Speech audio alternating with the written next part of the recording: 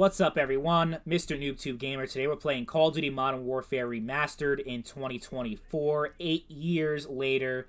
This was the game that basically was only made because Activision knew that nobody wanted Infinite Warfare. So they're like, oh, we're going to remaster Call of Duty 4. And of course, that definitely was like the big reason why the game sold as well as it did, meaning Infinite Warfare. Because if you guys remember back then, now these days you could buy it separately from Infinite Warfare. But for like the first, I think like 6 months of Infinite Warfare's release, the only way you can get Modern Warfare Remastered is by also buying Infinite Warfare. And you had to buy like the $80 version of Infinite Warfare, which came with MWR. So it was a nice little tactic that Activision pulled to boost the numbers of Infinite Warfare. And it definitely worked. It worked on me. So in 2024, there are a lot of people that still play MWR. Surprisingly, there are also still a lot of people that play Call of Duty 4, the original, on Xbox 360. So that's pretty interesting that people are still playing the original as well as the remaster. I'd say overall they did a decent job with MWR as far as remastering it with better graphics and, you know, all that. A lot of the time, though, it feels weird. It feels like they recreated, like, the maps and the guns and a lot of things from Call of Duty 4 and put it into Advanced Warfare. And that's because it uses the same engine as Advanced Warfare, so a lot of the time, like, when you're shooting and everything, it doesn't quite feel exactly the same as the original COD 4 in 2007. It feels a little different. They've more or less done a faithful recreation of it, but a lot of times you will notice like some differences. And the big difference, of course, is the introduction of supply drops, because of course Activision couldn't help themselves but to add microtransactions into at that time, a 9-year-old game. And, you know, they added in like camos for your soldier and weapon camos, which is fine. I don't think it really matters because as long as it's not Snoop Dogg or some bullshit, like that stuff. I hate the skins in the new Call of Duty games, but they just had little camos that your soldier wore, and that was fine. But what really pissed me off was them adding all these weapons into MWR that were not a part of Call of Duty 4 that you needed really to use the supply drops and use like the in-game currency in order to get them. You couldn't just get it regularly through leveling up. There are guns like the Lynx from Call of Duty Ghost, the BOS 14, I believe, was another one. It's like a bullpup rifle, and there are a whole bunch of guns that were added in that basically were made for the purpose of getting people to buy more supply drops. And it resulted in an entirely different game. The balancing of the game is completely different from Call of Duty 4 because of all these weapons they added in. The AK and the M16 are still definitely the meta. Like, you're not going to be completely outgunned by the Lynx and the BOS because, like, they're not necessarily better weapons, but they also have their own advantages too. Like, it just changes the entire balance of the original game, which pissed me off. But what also pisses me off is seeing everyone running around these guns that I'll never be able to get because of just how much you have to grind in order to get these guns and potentially spend a lot of money on supply drops, and I just didn't want to do that. Also, the DLC. What they did with the DLC is really what pissed me off and made me stop playing this game. They charge an extra $15 for the 4 multiplayer maps. Like, no, motherfucker, it's a remaster, it should include the entire thing. Like, they didn't originally include it, but I figured, oh, maybe they'll add it later, like in a free update.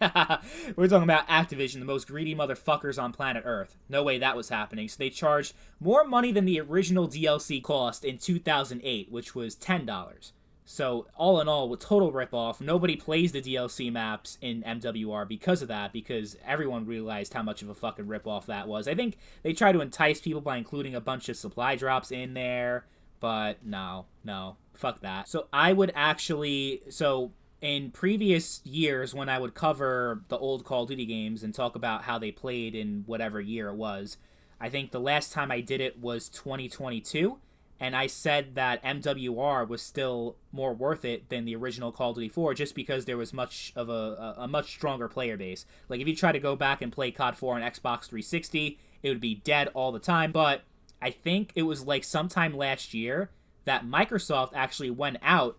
It was like right before they bought Activision. They fixed all the servers for matchmaking for the old CODs. I guess Call of Duty 4 was one of the games that was affected by the matchmaking, like, not working properly. So when it got fixed, a lot of people actually jumped in, and now you get full lobbies of TDM. You even get domination every now and then for the original Call of Duty 4. So because of that, I would say, if you're on Xbox at least, Call of Duty 4, the original from 2007, is the better version to play.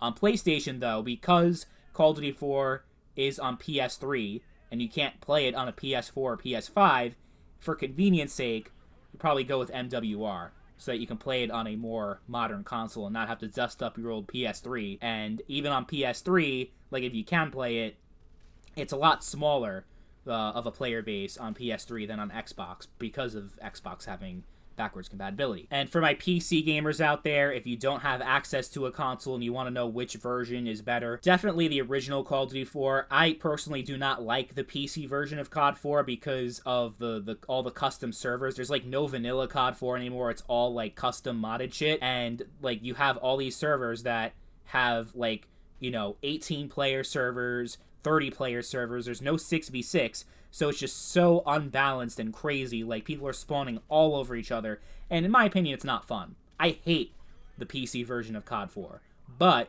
if PC is your only option, then COD 4 is the obvious choice, only because MWR has no players online at all on PC. You won't find anybody ever. But I guess if you only care about the single player campaign and you can get it cheap enough, then MWR is fine on PC, I suppose. But ideally, the best way to experience Call of Duty 4 in 2024 is the original on 360, playable via backwards compatibility on Xbox One, Series S, or Series X. Not that MWR is awful or anything like that. It's just a huge preference of mine is not dealing with this fucking loot box microtransaction shit, and it still doesn't really feel like the original game. It feels a little off, Like, it's not quite the same.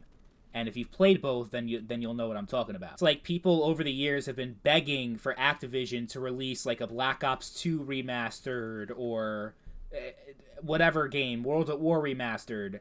And after what they did with MWR, I'm just like, I don't think we need that. The old games work just fine the way they are. I'm happy just going back and playing them the way, like, the original version and not wanting, like, a new one. I'm good. Because they'll just add a bunch of shitty microtransactions, shitty skins, and cosmetics that look awful.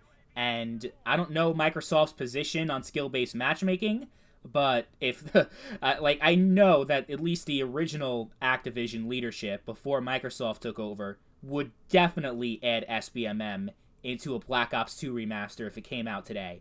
100%. I still find it weird, though, that this was the only multiplayer remaster that we got. Probably because this game, like, stole the thunder of Infinite Warfare. Like, people were definitely more interested in MWR. So I think they didn't want that to happen again, like a remaster, because they did remaster Modern Warfare 2 in 2020, which was like right when Modern Warfare 2019 was in the middle of its life cycle, still getting support and everything. They definitely, the reason why MW2 Remastered was single player only is because they know that if they included multiplayer in MW2, that people would immediately stop playing Modern Warfare 2019 and go over to Modern Warfare 2, because it's just a much better game and a lot more fun. And also, they love recycling content into the new games, like putting old maps into new games. Like, the entire Modern Warfare 3, the new one, is all old MW2 maps. If they remaster the multiplayer for Modern Warfare 2, then they really wouldn't be able to do that if you had the original MW2 on modern consoles with the original maps, right? So, for a while I'm like, it doesn't make sense that Modern Warfare Remastered is still like the only multiplayer that got remastered, but when you think about it, it actually makes a lot of sense why it ended up working out that way when Call of Duty transitioned to live service and they had to deliver all this content with regular updates. It's a lot easier to go back to the old games and, recreate those maps than creating entirely new content from scratch. So that's basically, like, they are still remastering and remaking old games just as part of their new shitty games. So yeah, that's MWR in 2024. Still has a lot of players. If you're worried about that, you still find people. But if you can feasibly access the original Call of Duty 4, then I would just go with that instead.